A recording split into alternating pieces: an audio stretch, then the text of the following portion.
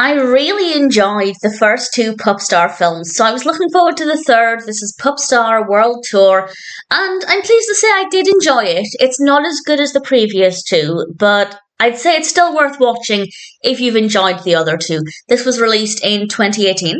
It's written and directed by Robert Vince, and we have Kaitlyn Maher voicing Tiny and Scrappy. We have Makenzie Moss as Lou. I like the fact that we're keeping a lot of the original cast here. And with that in mind, we also have John Ratzenberger. This time he's voicing a character called Grandpa Growl.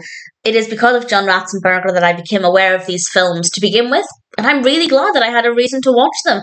This one is taking Pup Star global, and they're trying to find the world champion for Pup Star, and this gives us a lot of different characters, a lot of different dogs, and Tiny is working with a dog from Mexico. But of course, there are some people and dogs who are trying to sabotage the competition, and I'll say no more than that about the specifics, as I don't want to give away too much. But I do think it's a pretty well-constructed narrative. The pacing is really good.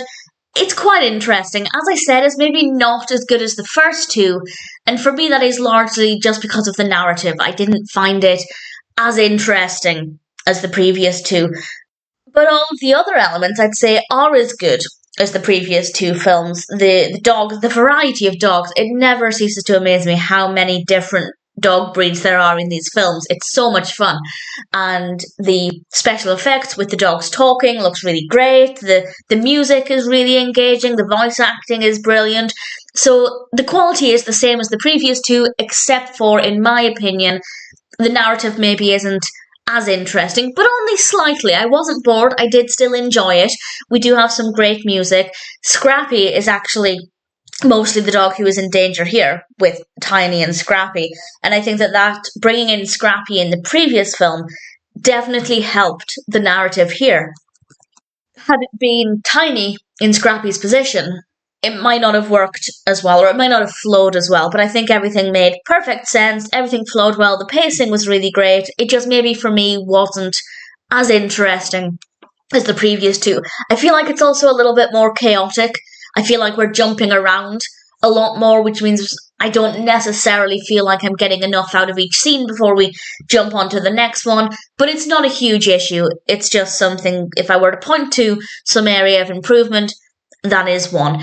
But other than that, I liked it. I thought Pup Star World Tour was still a fun film, and if you liked the previous two, then I definitely recommend it. There is one more, and it is a Christmas film, and as a big fan of Christmas films, I am very excited for it. I will probably be watching it tomorrow, actually. I think it's just called Puppy Star Christmas. It is called Puppy Star Christmas, I've just checked.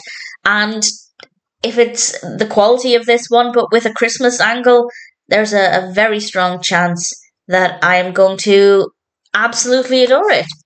Time will tell, but for now, I'm happy to recommend Pup Star World Tour.